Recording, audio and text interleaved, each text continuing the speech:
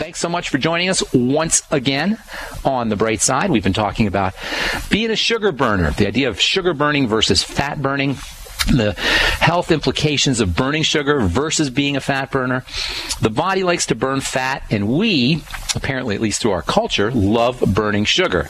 Got a little disconnect there, folks. Our body wants to burn fat, but it has so much sugar around, it ends up becoming a sugar burner versus a fat burner. When our body is utilizing sugar for energy, that's what I mean by being a sugar burner, utilizing sugar for energy, it's more susceptible to disease, to fatigue, to brain fog, to cancer, to feeling lousy, to being fat.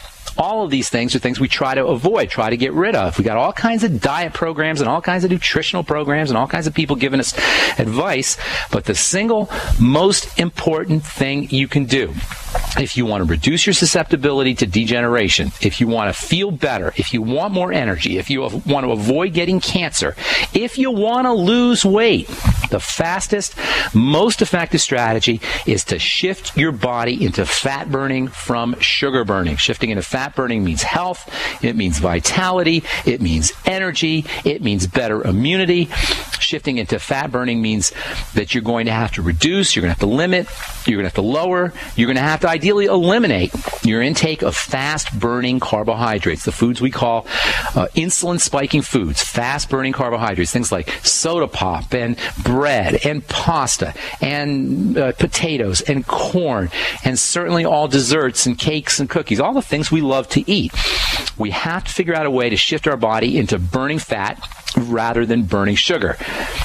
It's extremely, extremely important and may be the single most important thing you do to get healthy, shifting your body into a fat-burning mode versus a sugar-burning mode. Yesterday we talked about the ketogenic diet, which may be the best fat-burning eating strategy of all. If you want to be a fat burner rather than a sugar burner, it's going to involve changing your eating strategies and getting yourself on what we called yesterday the ketogenic diet, Ketogenic.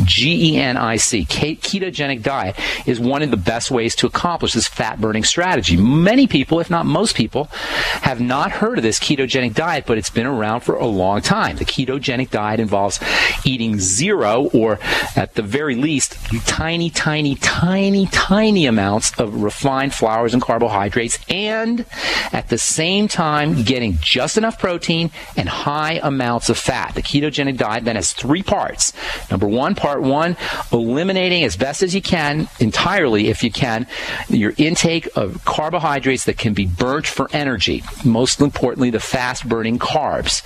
And at the same time, that's the key, this simultaneity, the same time you want to be getting just enough protein and high amounts of fat. The reason they call it the ketogenic diet, because when you eat this way, the end result is going to be fat burning, and when you have lots and lots of fat burning and no sugar burning, you end up producing these chemicals that are called ketones as a byproduct, hence the name ketogenic.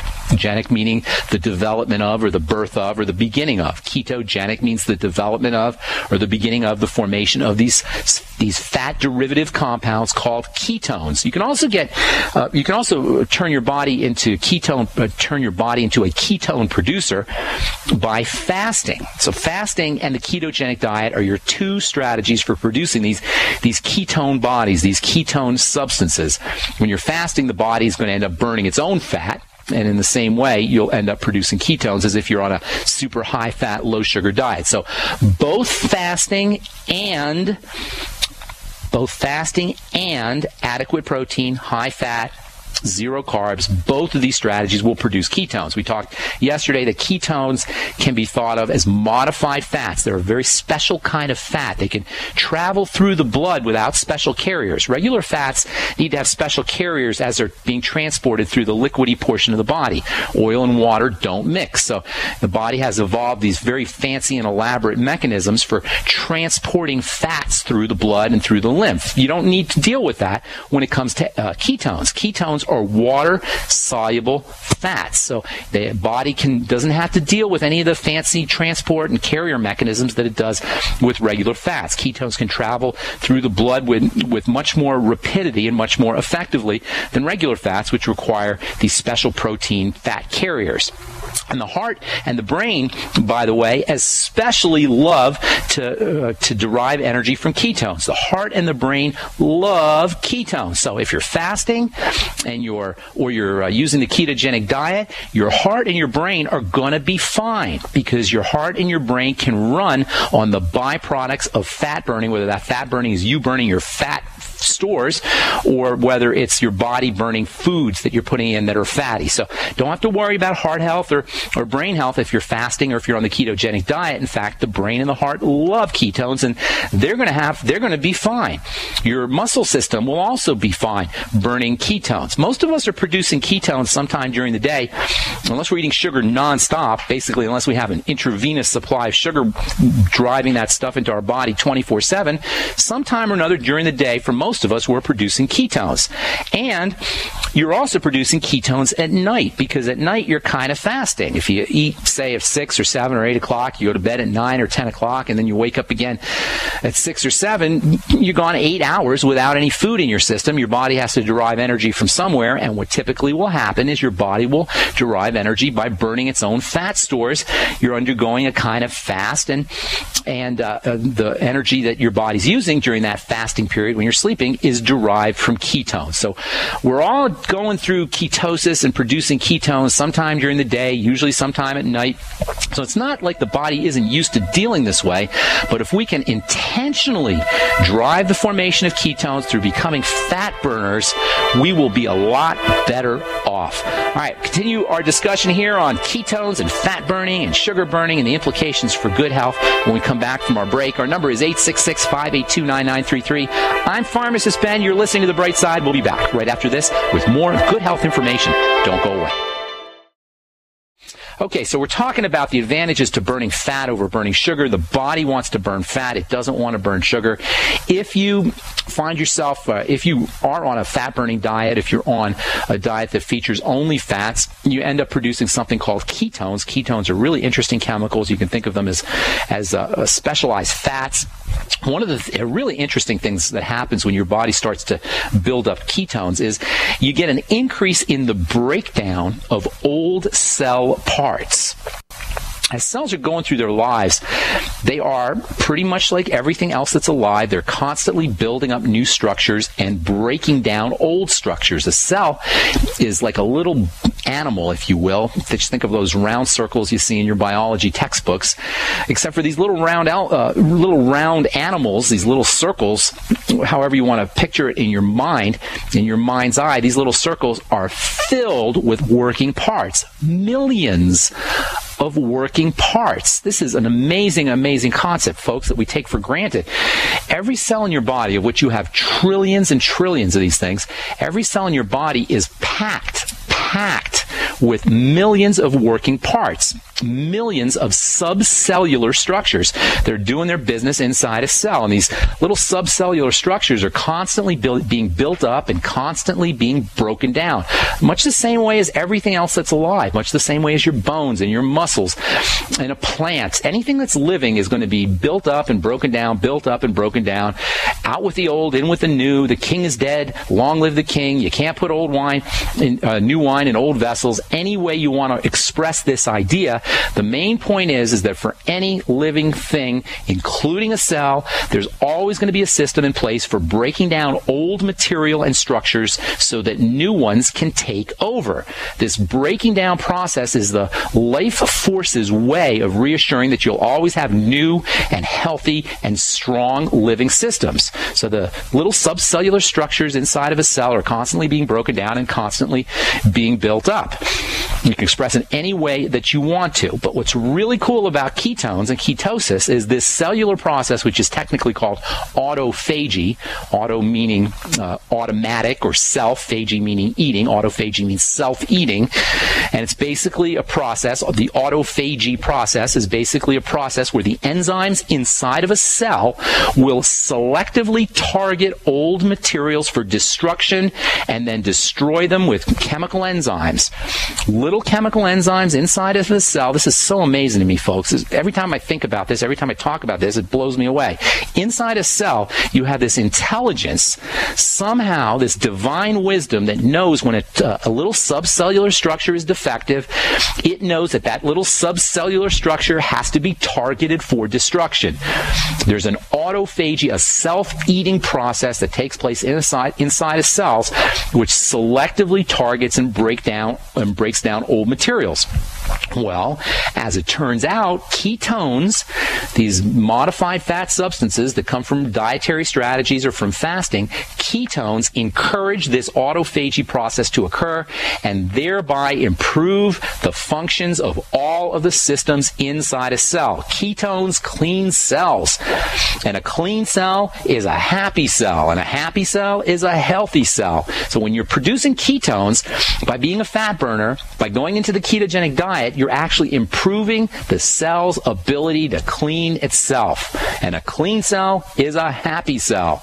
You know, in a way, there are different kinds of parts to a healthy body. In other words, the human body can be distinguished by looking at parts, the cell part and the tissue part. So when we have a human body, we want to, in our mind's eye, divide it up into the cell part and the tissue part. Just think of raisin bread.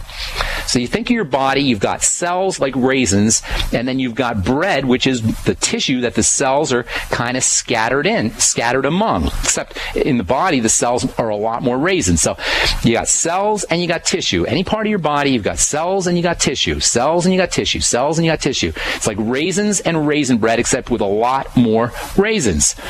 Think of very, very raisiny bread, lots of raisins, and you'll get kind of the idea of what your body looks like when it comes to cells and what's called the matrix, which is the tissue that the cells rest in. If you're baking raisin bread and you stick long straws into the dough, you create channels, and that would roughly approximate blood vessels and lymphatic vessels. So your body is like a loaf of raisin bread with lots of raisins, which represent the cells. The bread represents the tissue that the cells are resting in. And if you stick long straws in through the dough as you're baking it, those would represent your blood vessels and your lymphatic vessels. This is all kind of a rough approximation, but I want you to get a picture of something, because I'm going to tell you what this whole cellular health idea means when it comes to how we take care of ourselves. So you got cells, which represent, or raisins, which represent cells. You've got the bread, which represents the tissue, and you've got long straws stuck into the bread, which represents the blood vessels and the lymphatic vessels. The point I'm trying to make here is that the cell raisin's health depends on its ability to absorb nutrients from the bread or from the tissue. Anything that we can do to improve the health of the cells meaning the ability the cells have to get nutrients from this matrix, from the bread part of the raisin bread, is going to be in our interest. Anything that we can do to improve the way cells function, the way these raisins function, the way these raisins excrete poisons, the way these raisins absorb nutrients, is going to be in our interest. One of the key issues involved with aging involves cells that are these raisins that are beginning to lose their ability to pass out poisons, to process toxicity. Under these kinds of conditions, the cells begin to die. The raisins begin to die. And this is what aging and ultimately our death is due to. Cellular death. Our ultimate demise is really tied into the death of these cells, which of course depends on the health of the bread, the matrix surrounding the cell. So the fact that ketones facilitate this cell cleansing process is very significant, and it may account, at least partially, for the increased longevity that appears every time we study fasting and we study calorie restriction. It may have to do with the fact that these cells are processing their poisons much more effectively under those conditions. All right, I'm Pharmacist Ben. You're listening to The Bright Side. We got some folks who are on hold. We'll get to your call. Welcome back to The Bright Side.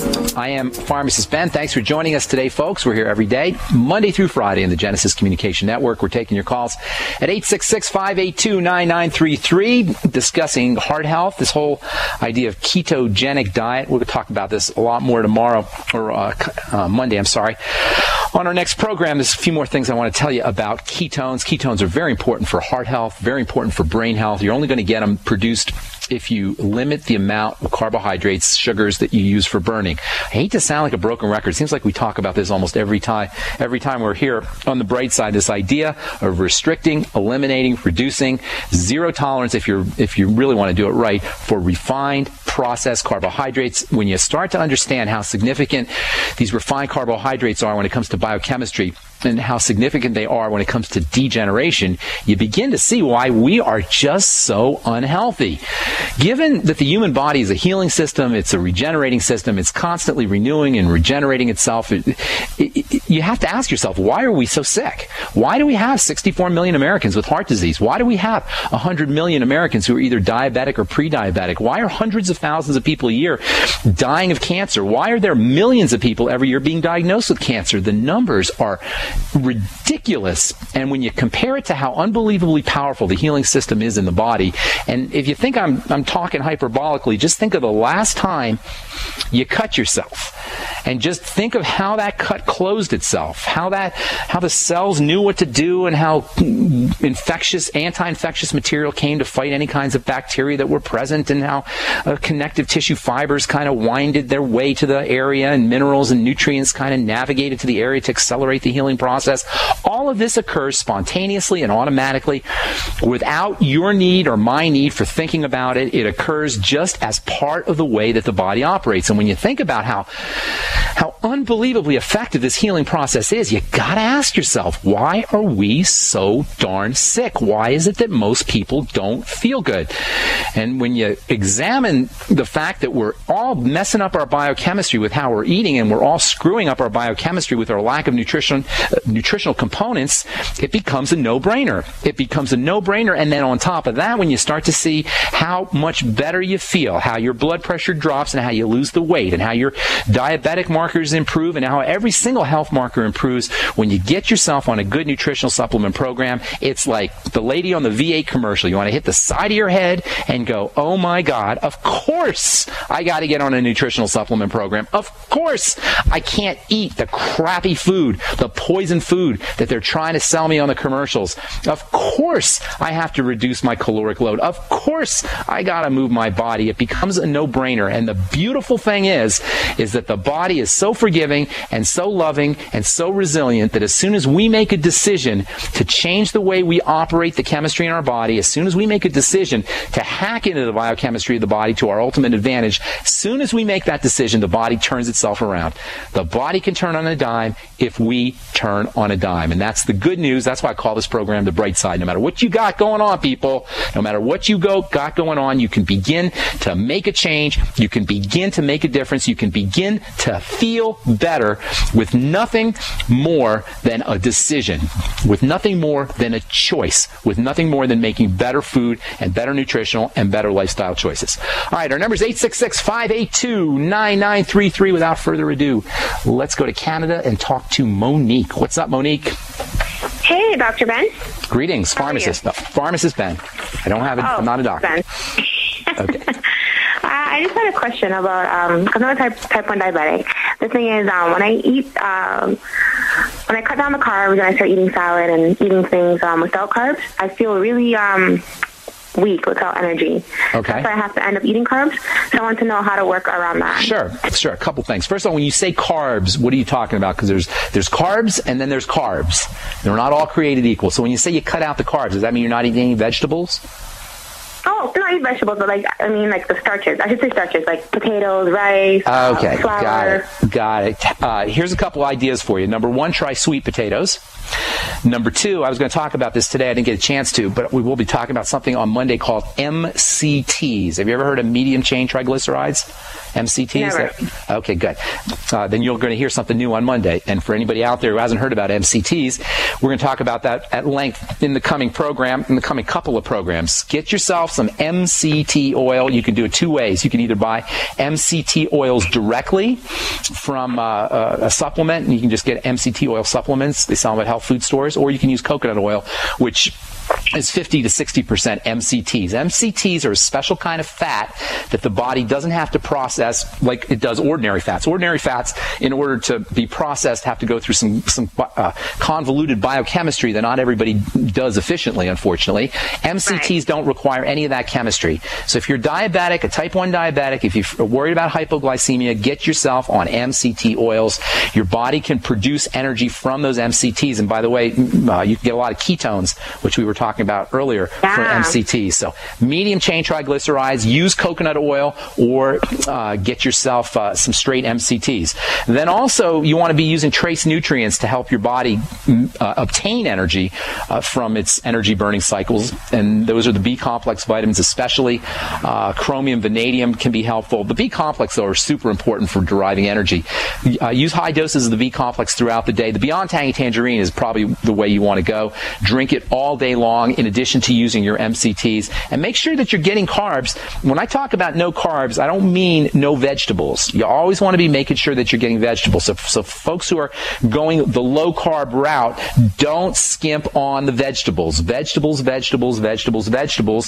are vegetables that have more carbohydrates than others. Sweet potatoes and yams and beets tend to be carbohydrate rich. Tubers are carbohydrate rich, and then there's your less carbohydrate, more fibery vegetables. Those are very, very important. Broccoli, the cruciferous vegetables, cauliflower, Brussels sprouts, all those are important. Do not skimp on the veggies. Monique, get yourself on some MCT oils. Use essential fatty acid oils as well. Make sure you're getting generous, copious amounts of the B complex throughout the day. The Beyond Tangy Tangerine is the best way to do that. And thank you so much for calling, Monique. You're going to want to listen to The Bright Side next week, because we will be talking at length about ketones and MCTs. Medium chain triglycerides are a wonderful source of energy for folks who have type 1 diabetes, for folks who have type 2 diabetes, bodybuilders, weightlifters. Anybody who needs a little extra energy will benefit from this very unique form of dietary fat that you hardly hear anybody ever talk about. Medium chain triglycerides, MCTs. We'll be talking about those at length in our coming programs. Thank you, Monique, for your call. Matt in California, what's up? Hey, Ben. First of all, I want to say thank you to you and everybody that makes this show possible. It's awesome. Thank you so much. Two questions, one about myself and then one about Fukushima. So I'll start off with myself. So I'm 23. Okay. I got a real active lifestyle, and I suffer from acne, so I'm trying to balance out and get energy and, okay. Let's talk about the acne first, okay? And then I'll let you ask your other questions. Because acne is really easy to treat. It's unfortunate that people have it because it is just so easy to treat. And we talked a lot about acne a couple months ago. We probably spent 2 or 3 months talking about acne. One of the main points that I want everybody to understand about acne, and this is really important, Matt, but we got a commercial break coming up, so you got to hang on. I'm going to tell you something extremely important to understand about acne that makes it very easy to treat, without which, the knowledge without which you're going to find it impossible to treat. And we'll tell you what that is when we come back from our break. I'm Pharmacist Ben. You're listening to The Bright Side. Our number is 866-582-9933. We will be back right after this. We're talking to Matt in California. Matt, you there, buddy? Absolutely. Matthew? Hey, okay, so here's the cool thing about acne. It's super easy to treat. The skin grows more rapidly than any other tissue of the body. The skin cells turn over more rapidly than any other tissue of the body, save the digestive system. And that means that if you have acne today, 4 to 8 weeks from today, you don't have to have it because your skin cells are constantly turning over. But you gotta figure out what the biochemical breakdown is that's causing the breakout. So the biochemical breakdown that's causing the breakouts, what that is. Now, here's what you got to do. First and foremost, acne is not a monolithic disease state. There are 7 different types of skin lesions, and they all get called acne. And without knowing which one of these 7 types of acne you're dealing with, you're not going to be able to treat it effectively. Conversely, if you can figure out what biochemical version of the skin disease you're dealing with, you can treat it almost immediately. So here's what you have to do. You have to figure out, number one, where on the face or where in the body the lesions are appearing and what the lesions look like. And that will tell you which one of the 7 types. By the way, the 7 types are androgenic male hormone acne, adrenal acne connected to the stress glands, the adrenal glands, digestive acne, which is a food allergy condition or a problem with digestive juices of some kind. The 4th kind of acne is liver acne, and that usually shows up over the long term, one of the other acnes that have appeared for a long time. The 5th type of acne is premenstrual. 6th type of acne has to do with menopause, and the 7th type of acne has to do with the thyroid. So let me ask you a couple questions here real quickly. Where on your body do the lesions appear? Are they on your face, or are they on your back? Are they on your chest? Are they in your T-zone? Are they in your cheek area? Are they around your mouth? Where do they appear? Yeah, they're around the jaw area. That's pretty much it. Okay. Little lesions like that. Just little. Are they little uniform bumps? Tell me what the zits look like. Are they uniform? Are they small? Are they boils? They're not so huge anymore because as I've eaten healthier, they've toned down in size and stuff, and so that's gotten better. And so just would you say they're uniform? Small lesions. Yeah, pretty. Would you say that they're uniform? So I'm sorry, Matt. Are they uniform, like they're spread out diffusely, or they just appear here and there? No, they're right around the face, right around. No. Are the zits themselves uniform? They all look the same, or they all kind of looking a little bit? Got it. Yeah, okay, good. Would you say it's rashy? Would you say it's rashy as opposed to zitty? Is it red and kind of looks like a rash almost, or are they individual individual zit units, comedones? Combination of both, just with the redness and the bumps. Got it. All right, here's what you want to be looking at. Your T-zone is the area that forms a T right in the middle of your head. Most women know what that is. A lot of guys don't. But if you picture a T in the middle of your head where the top of the T is your forehead and the middle bar of the T is the line that goes down the middle of your face, that's called your T-zone. In that area, you have lots of oil-producing glands. They're called sebaceous glands. The oils in the skin are called sebum, and these glands that produce oil are called sebaceous glands. When you have either type 1 or type 2 acne, androgenic male hormone acne, or acne that's related to the adrenal glands, you'll have breakouts in the T-zone area. Along the jawline, you do not have oil glands, and this is a major, major clue. Because you're breaking out in areas that do not involve the male hormone system and that do not involve the adrenal hormone system, chances are, Matt, you're dealing with some kind of food allergy condition. All right. The fact that the pimples, the breakouts are rashy also leads me to believe that you're dealing with some kind of immune system activation. Any digestive conditions that you know about, bloating, gas, loose stools, cramping, heartburn, anything like that? Oh.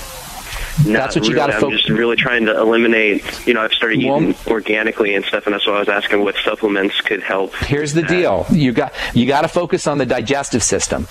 So I'm going to tell you what sounds like to me like you're dealing with some kind of food allergy condition. So here's a couple things for you to do. Number one, you want to keep track of your breakouts. When they get worse, you want to write down in a little book what you ate 2 or 3 or 4 hours before. If you really want to do it right, try to restrict your foods to simple foods for the next couple of weeks, where instead of eating chicken fettuccine, you just have a piece of chicken. Instead of eating a peanut butter and jelly sandwich, you just have some peanuts. Instead of having pizza, you just have a piece of cheese. In other words, you want to eat simply so you can figure out what's causing what.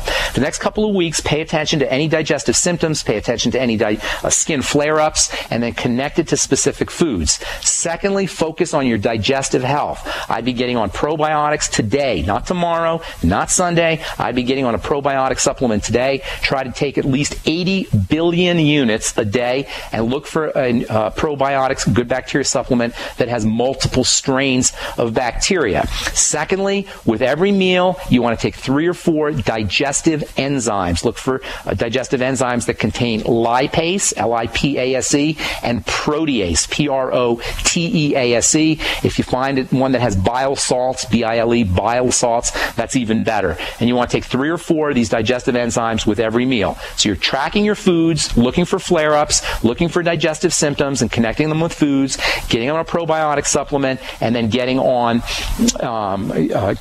digestive enzymes with every meal. Make absolutely positively sure you're taking 50 milligrams, 50 milligrams a day of zinc picolinate. I know I say this all the time, but zinc is involved in hundreds of different chemical reactions in the body, and it's extremely important for acne. It's almost like it's a cure for acne. Very, very important nutritional supplement. Make sure you're getting enough of the B complex. Try to drink your B complex all day, like in the Beyond Tangy Tangerine, but take extra vitamin B5, pantothenic acid, 1,000 to 2,000 milligrams a day of pantothenic acid would be a good idea. Make sure that you're getting 400 micrograms a day of selenium.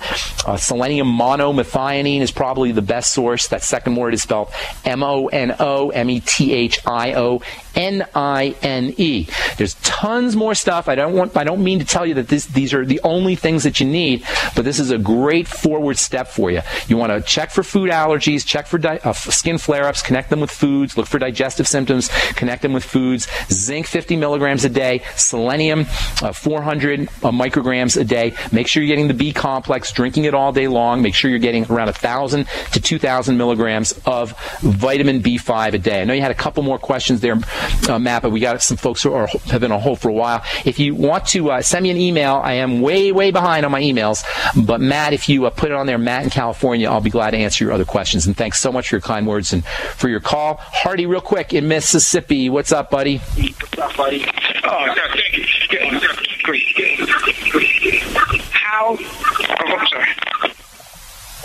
How does straighten the heart chamber? Oh, heart health. Lots of good things for the heart. We've been talking about that for the last couple of weeks. And if there's anything that I want you guys to take home from what we've been talking about for the last couple of weeks, is that there's so many non-drug alternatives to treating heart issues. Number one, be a fat burner, not a sugar burner. That means eliminate, restrict, as best as you can limit the amounts of foods that you eat that your body can burn for energy. That means breads, pastas, cakes, candies, soda pop, all those foods, fruit juice, have to be reduced or ideally eliminated, and shift over into getting your energy from fat by using MCT oils, which we will be talking about next week. You should be listening in on that. Coconut oil, we'll be talking about that as well. Calorie restriction techniques, go into fasting. All of these are important to allow your body to shift into fat burning. Then there's some wonderful nutrients for helping the heart, for helping with heart health. We haven't even touched some of these, and there are a lot of very important things to do. Vitamin E, very, very important for the heart. Essential fatty acids, very, very important for the heart. Get yourself on 400 international units of vitamin E a day. If you can, look for mixed vitamin E or mixed tocopherols, they call them. Tocopherols is spelled Tocopherols, and you want about 400 IU a day. Make sure that you're getting enough omega-3 and omega-6 fats. Get on the ultimate EFAs. Magnesium is super, super important for heart health. The B complex for heart health. Vitamin C for your heart, very, very important. So many different things. The coenzyme Q10, ridiculously important. Carnitine, very, very important. There's a lot of different ways you can go, Harty, and thanks so much for calling. But that's the end of the program. That's the music, and we got to move on. Thanks so much for all your calls, folks. Thanks for all your support. I'm Pharmacist Ben. Stay tuned for Alex Jones next on most of these stations. We will talk to you all later, folks. Bye for now.